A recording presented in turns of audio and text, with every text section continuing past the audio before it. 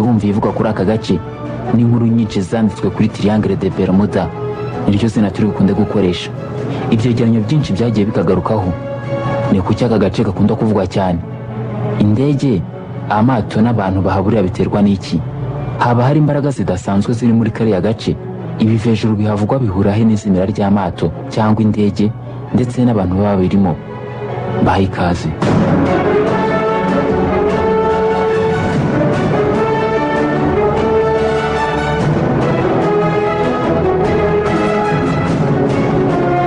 The Bermuda Triangle, which was again another enigma of the previous generations. It's an old volcanic spot. There are spears underneath, like small peaks. This keeps happening around the Italian coast also. So, the Bermuda Triangle, which was again another enigma of the previous generation, not anymore. These days no ships go on crash in Bermuda Triangle. It's a difficult to navigate place. Triangle de Bermuda cyangwa se Bermuda Triangle ni igice kinini giherereye mu nyanja. Triangle de Bermuda iherereye mu burengerazuba bw'amajyaruguru y'inyanja Atlantique. Iyi mpande eshatu iherereye hagati ya Floride, Puerto Rico n'agace ka Bermuda. Ubuso bwayo bugenda buhindagurika bitewe n'abanditsi bayandikaho, ariko ubuso bwayo bubarirwa hagati ya kilometero kare 500,000 ndetse na miliyoni 4. Bivuga ko aka gace kaba karavumbuye na Juan de Bermudez mu 1515 ubwo yavumburaga ibirwa bito cyane byegeranye bita archipel. Aka gace gakora kuri leta ya Floride muri leta zunze ubumwe za Amerika, ku kirwa cya Bermuda no ku kirwa cya Bahamas, kanyurwamo n'amato menshi ava i Burayi ajya muri leta zunze ubumwe za Amerika. Iki kirere kandi gikunda kunyurwamo n'indege nyinshi z'ubucuruzi ziva muri leta ya Floride zerekeza mu birwa bya Caraïbes. Ikinyamakuru Live Science mu 2014 cyatangaje ko kugeza n'ubu igisirikare cya Amerika cyo mu maso US Navy kitemera ko aka gace ka Triangle de Bermuda kabaho, ndetse nta nubwo kagaragazwa ku makarita yakozwe n'urwego rubishinzwe muri Amerika, US Board on Geographic Names. Iyi triangle kandi izwiho kwitwa iya Sekibi, The Devil's Triangle, kuko indege nyinshi ndetse n'amato byakunze kuhaburira mu buryo budasobanutse, ntihongere kugaragara n'ibisigazwa byabyo. Kuburirwa irengero kw'amato n'indege muri aka gace si iby'ubu. Urubuga Gizmodo rwatangaje ko mu 1992 mu kwezi k'Ukwakira Christopher Columbus ubwo yari mu rugendo ariwe muntu wa mbere wabanje kubona ibintu by'amayobera muri aka gace. Ubwo bari mu rugendo hagati yabonye ko akuma kamwerekaga amerekezo compass katari kakerekana amajyaruguru, ibintu ubundi bidasanzwe kuri aka kuma. Nyuma yo kubibona yirinze kubibwira abo bari kumwe mu rugendo. Nyuma y'iminsi 3 bakiri muri Triangle de Bermuda, Christopher Columbus nabo bari kumwe babonye urumuri rudasanzwe mu kirere, bagira ubwoba bamusaba ko basubira mu gihugu cya Espagne. Ubwato bw'abanyamerika bwitwa Pickering bwabuze ahagana mu 800 nibwo bwabaye ubwa mbere mu kuburirwa irengero muri Triangle de Bermuda muri iki gihe turimo. Uko imyaka yicumaga niko amato n'abantu byakomezaga kuzimira. Ibiburirwa irengero muri Triangle de Bermuda byaje kwamamara cyane, ndetse binavugwaho ku rwego mpuzamahanga ubwo indege 5 z'intambara z'abanyamerika TBM Avengers zari mu myitozo zaburirwaga irengero hari ku ya 5 Ukuboza mu 1945. Izi ndege zahagurutse ku kibuga cya Fort Lauderdale muri Floride ku isaha y'isa 8:50 z'amanywa. Ikirere cyari cyiza. Nyuma y'isaha n'igice bari mu rugendo, uwari ubayoboye Charles Taylor wari n'inzobere mu kugurutsa indege yahamagaye avuga ko utwerekana amerekezo twe tubiri twari tutagikora neza, ko ndetse batari baza aho bari. Nyuma gato abari bazitwaye bose baburiwe irengero, ndetse nazo ubwazo. Ubwato n'indege z'ubutabazi zihutiye kujya kuzishakisha, ariko ntibagira icyo babona na kimwe. Byanditswe kandi n'ikinyamakuru Fate mu nkuru yacyo cyahaye umutwe wagira guti Sea Mystery at Our Back Door, byanditswe na George X. Indege 5 z'igisirikare cy'abanyamerika zaburiwe irengero mu 1945 nizo zatumye isi yose itangira kwibaza kuri Triangle de Bermuda. Mbere yuko barekera kuvugana n'abantu bari bashinzwe icyambu cyo mu majyepfo ya Floride, uwari uyoboye imyitozo yavuze ko amazi y'inyanja yahindutse kandi ko ibintu byose abona byahindutse. Kubura kw'izi ndege n'imibiri y'abasirikare 14 bari bazirimo mu buryo budasobanutse kandi zari zimwe mu ndege mu zari zikomeye mu ntambara y'isi ya kabiri, ni kimwe mu byatumye abantu batangira kwibaza ikintu cyaba kiri muri Triangle de Bermuda, bituma ibyavugwaga kuri kariya gace bikomeza kwiyongera. Igisirikare cya Amerika cyakomeje gushakisha iherezo ry'izi ndege, ariko ntizabasha kuboneka.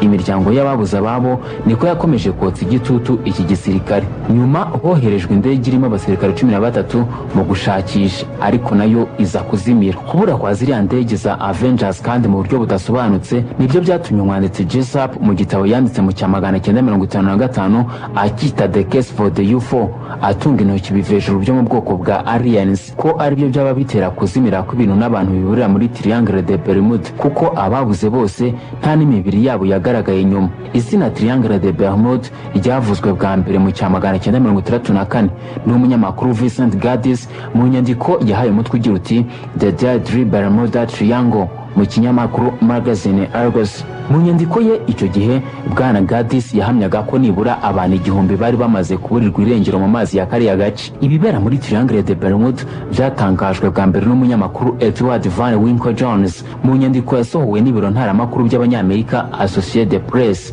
isohoka mu cya 1950. Bwana Jones yatangaje amato n'indege zagendaga ziburira muri kariya gace, harimo n'indege z'abanyamerika twavuze haruguru. Indege y'ubucuruzi Star Tiger yaburiwe irengero ku ya 30 Mutarama mu cya 1948, naho indi yitwa Star Ariel ibura ku itariki 17 Mutarama mu cya 1949. Nk'uko Jones yakomeje abitangaza mu nkuru ye, izi mpanuka zose zaguyemo abantu 135 ndetse akoresha ijambo ry'uko bamiswe. Inkuru n'ibitabo byavugaga kuri Triangle de Bermude byasakaye cyane mu myaka y'icya 1970, harimo icyaguzwe cyane cyanditswe na Charles Barrett akita The Bermuda Triangle. Mu cya 1974 umunyamakuru Howard Rosenberg wandikiraga ikinyamakuru Los Angeles Times yatanze imibare y'amato 190 n'indege 80 ko byaba byaraburiye muri kariya gace mu myaka yari yabanje, ndetse akemeza ko abanindaga icyambu ku ruhande rwa Amerika US Coast Guard nibura bakiriye ubutumwa 8,000 bw'abantu babaga bari mu byago babatabaza.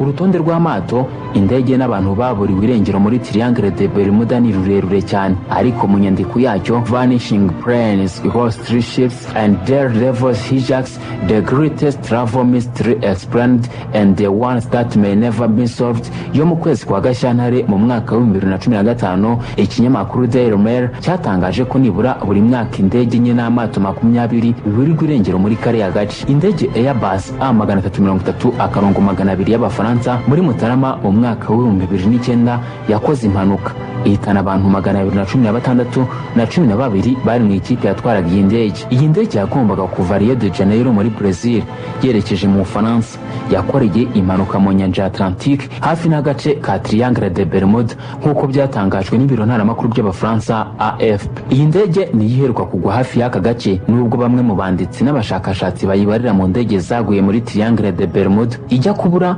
ibyuma bicunga indege radar byayibuze ku manywa y'ihangu. Airbus A330-200 yakozwe mu mwaka wa 2007 ikora impanuka mu 2009 ihitana abantu 228, nayo ibarirwa mu ndege zaguye muri Triangle de Bermude. Cyclops AC-4 ubwato bw'abanyamerika bwaburiwe irengero muri Triangle de Bermude mu cya 1918 bugahitana abantu 306, habariwemo abakozi n'abagenzi. Nibo abantu benshi Amerika yapfushije umunsi umwe baguye mu mazi, hatabariwemo abaguye ku rugamba. Mu mwaka wa 1975 umwanditsi Larry Kushi yanditse igitabo akita The Bermuda Triangle Mystery Solved. Muri iki gitabo yavugaga ko abanditsi bamubanjirije kwandika kuri kariya gace bagiye bakabya ku mibare batangazaga ku bintu n'abantu byahaburiye. Larry Kushi yifashishije amakuru yakuye mu gisirikare, amasosiyete atanga ubwishingizi ndetse n'inyandiko zo mu binyamakuru bitandukanye.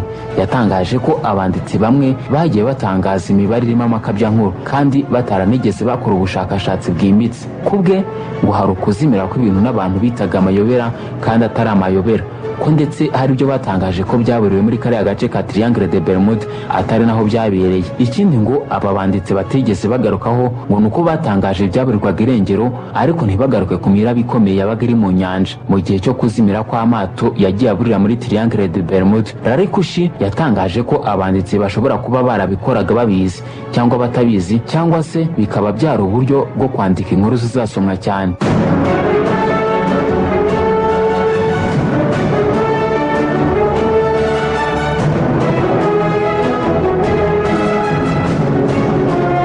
gaze metane iri mu gace ka Triangle de Bermuda itangwa nk'impamvu y'irohama ry'amato. Mu nyandiko yacyo yo mu kwezi k'Ukwakira mu mwaka wa 2014 yari ifite umutwe ugira uti Cold Gas Explosions Explain the Bermuda Triangle Mystery. Ikinyamakuru Life Science cyanditse ko ubushakashatsi bwakozwe bwagaragaje ko gaze metane iri muri kariya gace ishobora nayo kuba intandaro yo kurohama kwamwe mu mato. Gaze metane iri muri Triangle de Bermuda ngo ni nyinshi ku buryo hari igihe igizamuka ari nyinshi ikagera hejuru ku mazi. Ubwato iyo buri guca iyi gaze yabaye nyinshi ntiwaba ukibashije gukomeza kureremba, ahubwo bumanuka nk'intosho ukagwa mu mazi. Iyo gaze metane izamutse ikagera mu mazi, iyi gaze igabanya ireme bwite ry'amazi densite. Ubwato bwakozwe hagendewe ku ireme bwite ry'amazi buhita bumanuka butosho ntibwongere kureremba. Ikindi bamwe mu bashakashatsi bemeje ko cyaba gitera kuzimira kwamwe mu mato ngo ni imiraba ikomeye igiba muri Triangle de Bermuda. Nubwo iyi gaze ivugwa, nta mushakashatsi urabasha gusobanura impamvu n'indege zibura muri kariya gace.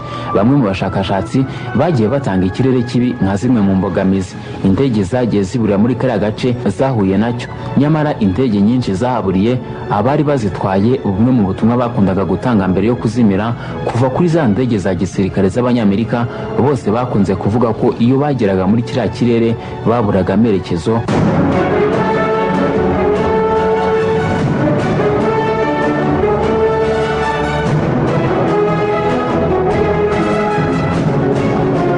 Ikindi kivuguruza ko ikirere kibi kitaba mu mpamvu z'izimira ry'indege nuko ubwo za ndege 5 twabonye haruguru zari mu myitozo ikirere cyari cyiza cyane, gusa ziza kuzimira. Indi mpamvu itangwa mu kuzimira kw'indege n'ubwato ngo ni rukuruzi ibarizwa muri kariya gace, ari nayo ngo ituma iyo twuma twerekana amerekezo tuhageze tutongera gukora, ndetse iyo rukuruzi akaba yaba ari ikurura indege n'amato.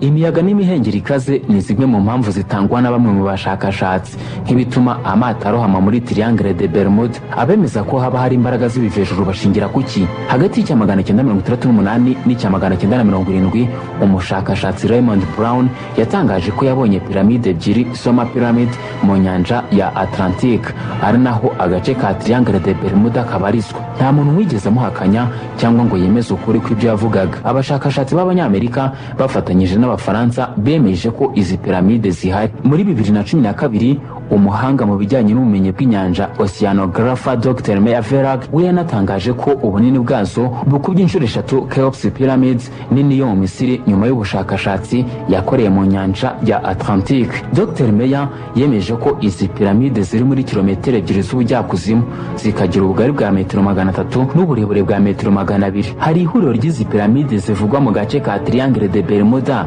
nibura ry'ibintu n'abantu bibera muri kariya gace. Igisubizo cyaba yego, kuko abantu benshi niko babyemeza. Ubushakashatsi bwakozwe kuri izi piramide bwagaragaje ko zifite imbaraga zidasanzwe. Dr. Philip Callahan wize no ku ngufu zitangwa na piramide zo mu Misiri yemeje ko ziriya zo muri Triangle de Bermuda zibyana ingufu zitera imihengeri mu mazi. Ese izi imbaraga zazo zaba arizo zituma amato aburirwa irengero muri Triangle de Bermuda? Piramide zasanzwe mu mazi hagati muri Triangle de Bermuda zongereye urujijo n'ibyibazwa kuri kariya gace. Raymond Brown wabanje kuvumbura ziriya piramide yakuyeyo ibuye rishashagirana rifite ishusho y'umubumbe. Yarazaniye abashakashatsi ngo baryigeho, gusa ngo mu kuvayo yumvise igicucucucu cy'ikintu kitagaragara cyamubwiye kutazigera ahagaruka. Ababashije gukora ku ibuye Raymond Brown yakuye muri imwe muri ziriya piramide bemeje ko hari ibintu byababayeho, harimo nko gukira indwara mu buryo budasanzwe. Iryo buye kandi ngo ryari rifite ubushyuhe n'ubukonje icyarimwe, kugira rukuruzi ndetse n'ibindi. Ninde wubatse ziriya piramide ziri mu mujyi wa Atlantis wazimiye mu myaka 100 ishize? Ikoranabuhanga ryubakanye ko ritaragerwaho no muri iyi minsi, ninde wazubatse? Ibuye ryakuwemo ko ryari ridasanzwe ryavuye. Hari aho bihuriye n'ibivejuru bihavugwa. Mu mwaka wa 2014 mu bushakashatsi bwakozwe n'ubwato Deep Sea kabuhariwe mu gushakisha ibintu byazimiye mu mazi, bwarangiye batabonye za ndege 5 z'Abanyamerika zazimiye mu cya 1945. Bizeraga ko nibura bari bubone ibisigazwa byazo. Aho kubona ibisigazwa by'izi ndege, ababukoze bagiye babona bimwe mu bice by'amato n'indege byaguye muri kariya gace, gusa imibiri y'abahaguye itarimo. Richard Krenner wari uyoboye ikiganiro cyagaragarijwemo ibyavuye muri ubu bushakashatsi yasoje atangaza ko byanze bikunze hakiri byinshi bitarasobanuka kuri Triangle de Bermuda, nubwo hari ibyagerageje gusobanurwa byaba bitera kuzimira kw'amato n'indege zimwe na zimwe. Richard Crenna asoza avuga ko umunsi uzabaho hakamenyekana ikintu nyakuri cyaba kiri muri Triangle de Bermuda.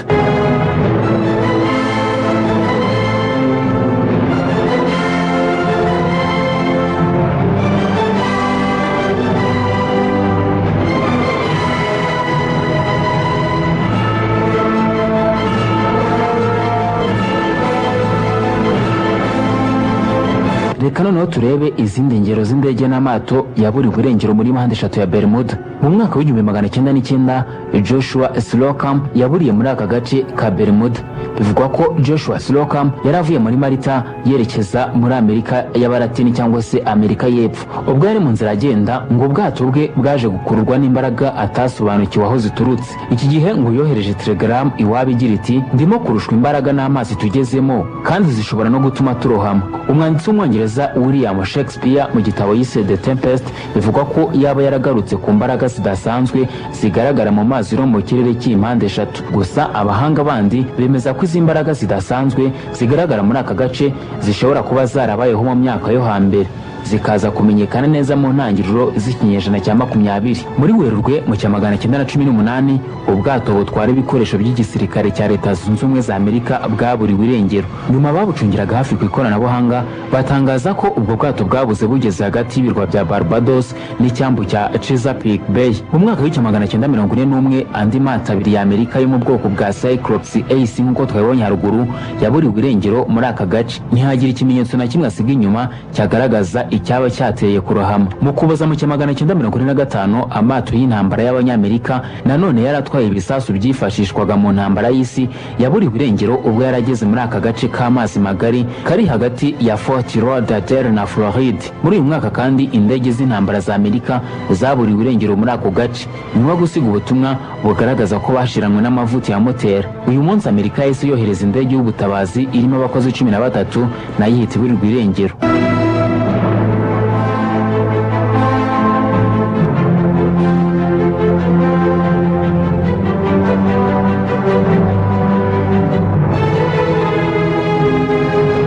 Reka turebe icyo siyansi ivuga kuri mpande eshatu ya Bermuda. Dr. Dia, impuguke muri siyansi yakoze ubushakashatsi ku mbaraga zivugwa kuri mpande eshatu ya Bermuda, avuga ko impamvu nyamukuru itera aka gace gukurura amato n'indege ariko karimo gaze metane nyinshi. Ibi bigaturuka kuri rukuruzi y'isi isa naho ifite ubuhumekero muri kariya gace. Dr. avuga ko izi mbaraga zifite ubushobozi buhambaye bwa rukuruzi aho bituma zibasha gukurura indege iri mu birometero byinshi hejuru y'inyanja. Triangle de Bermuda ni agace kahimbwe gakikijwe na Miami, Bermuda na Puerto Rico, ndetse aka gace niho amato n'indege zitandukanye zaburiwe irengero hakabura n'ikintu na kimwe cyerekana uko byagenze. Amato ndetse n'indege byagiye biburirwa irengero ubwo byagenderaga mu kirere ndetse no mu mazi y'aka gace. Kuva ubwo hagiye havugwa ko bishoboka ko haba harimo izindi mbaraga zidasanzwe nk'imyuka idasanzwe, imbaraga zo mu kuzimu n'ibindi bitandukanye bitewe n'imyumvire y'abantu itandukanye, ariko byagaragaye ko nta kintu kidasanzwe kihaba bitandukanye n'utundi duce tw'inyanja ya Atlantique ari nayo aka gace gaherereyemo. Muri Werurwe mu cya 1918 ubwo Cyclops, ubwato bw'imizigo bw'igisirikare cya Amerika, bwari bufite uburebure bwa metero 542 burimo abantu 300 ndetse na toni 10,000 z'amabuye yo mu bwoko bwa manganese, bwarohamye hagati ya Barbados n'ikirwa cya Chesapeake. Abari bari muri ubu bwato ntibigeze bagaragaza ikimenyetso cy'uko bakeneye ubufasha. Igihe ubwo bwato bwashakishwaga nta cyari kiburiho cyangwa ibisigazwa byabwo byabonetse. Ubwato n'ibyari birimo byose byaburiwe irengero kugeza magingo aya. Uwari perezida wa Amerika icyo gihe Woodrow Wilson yavuze ko Imana ndetse n'inyanja byonyine ari byo bizi irengero ry'ubwo bwato.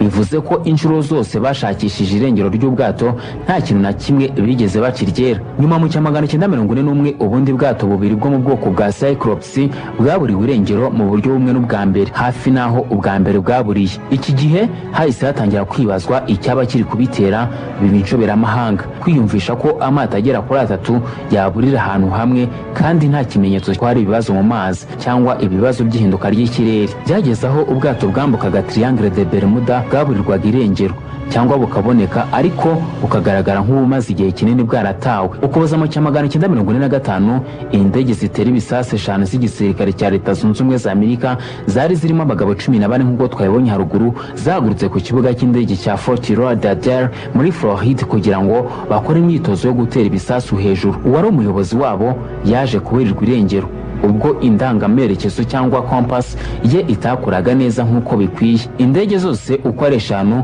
zagumye mu kirere zishakisha umuyobozi wabo, nyuma zihura n'ikibazo cya benzene nke kubera kuzenguruka igihe kinini zitazigwa mu nyanja. Kuri uwo munsi indege y'abatabazi hamwe n'abakozi bayo 13 nabo baburirwa irengero. Igitangaje, nyuma y'ibyumweru bitari bicyakorwa ubushakashatsi, ababukoze bananiwe kubona ibimenyetso by'izo ndege zose. Raporo y'ingabo zirwanira mu mazi yatangaje ko ari nkaho zaburiye ku mubumbe wa Mars. Kuva mu kinyejana cya 20 abanditsi benshi banditse bavuga ko aka gace kari kamaze guhabwa izina rya Triangle de Bermuda, kica buri kintu cyose kihanyuze, haba ibinyura mu kirere cyaho ndetse n'ibiba biri mu mazi. Ingabo za Amerika zirwanira mu mazi zivuga ko mu isuzuma ry'indege nyinshi n'ubwato byaburiye muri ayo mazi mu myaka yashize nta kintu na kimwe icyavumbuwe cyerekana ko byahitanwe n'ikindi kintu kidasanzwe. Nta bintu bidasanzwe byigeze bigaragara mu mazi y'ahazwi nka Triangle de Bermuda. Kugeza n'ubu nta mushakashatsi uragaragaza ikintu nyakuri gituma zimwe mu ndege n'amato bizimirira muri kariya gace, nubwo hatabura gukomeza kugendwa